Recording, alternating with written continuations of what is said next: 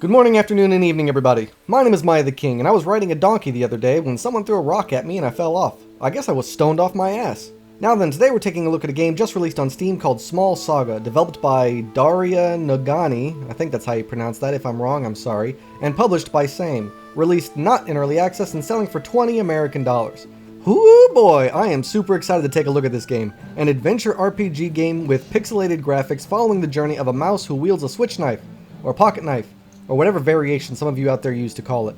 In this game you play as Vern, a mouse who loses his tail in an unfortunate and totally avoidable situation, not gonna spoil anything. And now he's all angry because he lost his tail or something, not gonna spoil anything. And now you go on a journey of revenge. Think of Vern as a mouse version of Cloud from Final Fantasy and you get the idea of his personality.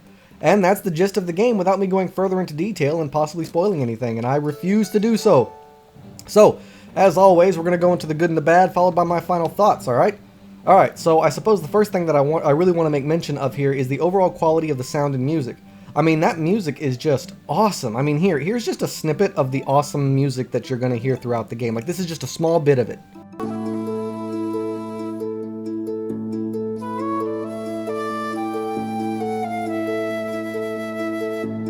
And as I said, it gets so much better the longer you play.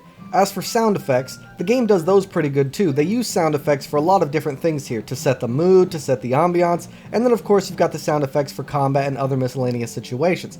And while the sound effects aren't meant to sound awesome, here they do because of how well they're being used. So yeah, the music and sound was just overall great. Oh, there's no voice acting though, which does suck, but I can also understand it. There's normally not a lot of, if any, voice acting in games like these. So it doesn't bother me too much, but hey, I would love to voice act a character like Vern. Next up for the positives is the animations. I don't normally talk about animations, and normally I would talk about graphics or art, but there isn't much to say in regards to the graphics or art here.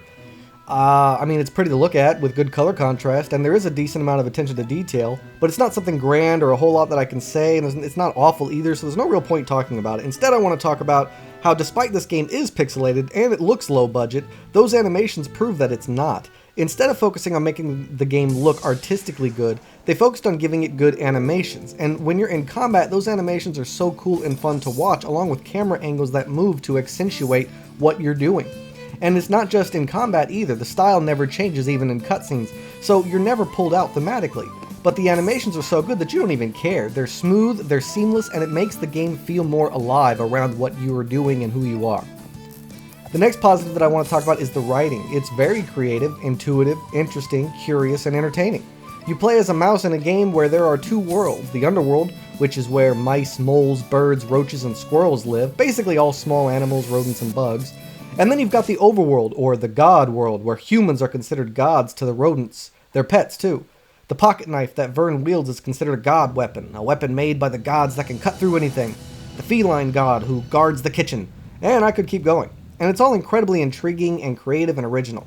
The further you progress through the game, the more interesting and unique and quirky it gets, as you get to see what these mice see our world as. It's hilarious, and so cool and very well written, and I just love it. I am loving it. The next positive I want to talk about is twofold: the stability and the price. For a game like this, the price tag seems incredibly appropriate. I have no idea how long this game is going to take me to get through it. I'm hoping more than 8 hours minimum, but when you add together all that's included in this game and how much it's offering, plus its smooth gameplay and stable nature, the price tag is super affordable and appropriate. It's a perfect price for this. Honestly, if they charged $25, I think that would be the appropriate price for this, because it's so amazing. As for the stability, no frame rate dropping, no crashing, no clipping, no bugs, no glitches that I experienced, and that's always nice to see. Okay, so that's all I got to say positively about the game. Up next is the negatives, but before I go into those, think about helping my channel. I'd really appreciate it. My channel simply won't grow unless I get help from my community. If you like, subscribe, and share my content online, it really helps me grow exponentially. So if you find this video entertaining or at least informative, I'd very much appreciate any help you can give. Thank you. Now then, on to the negatives. However, this game is pretty darn awesome, and every negative I'm about to say hurts me, and is mostly a minor negative or a nitpick, so keep that in mind as we move forward. So, the first negative is the gameplay functions. If I take a step back from how awesome and unique this game is to me, the gameplay is kinda basic and boring. There's no real nuance here, or innovation. It's not breaking the mold or doing anything exceptional. It's a standard turn-based RPG in terms of its gameplay. I think the only cool thing it brings to the table is when certain skills change other skills. For instance, I can use Vern to do a double attack when he launches into the air, but when I have him do the same move while in Berserk mode, it changes the attack a little. But other than that small mechanic, the gameplay here is about as standard as it can get for a game like this. I mean, I actually like it, but some other people might see it as boring or repetitive, which is why I'm bringing it up in the negatives. But there is one cool thing they add, a pigeon carrier service where a pigeon can carry you across the city. I don't know, that's kind of cool, I guess. You get this big overmap and you can kind of see, you know, where you are in London and whatnot and kind of get teleported around like a fast travel thing, I guess. I haven't really explored that too much, but still, you know, it's an interesting idea, I guess. The next negative I have is the original control scheme. It's awful. Why Z to confirm, C to run or cancel, or X to sprint? Like, who thought those were good controls? Just give us WASD like normal. But on the flip side, you can change these in the menu, thank God.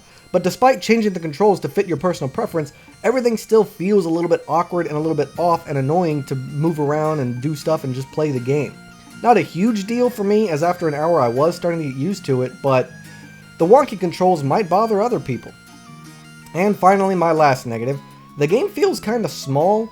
I don't know, maybe I just haven't gotten there yet, but in over an hour, I've gotten to a massive city, and, well, there doesn't really seem to be anything to go on besides the main story quest. Like, it's lacking content. Like, it's got a, when it does have writing, and when it does have story, and it does have things, it's really interesting.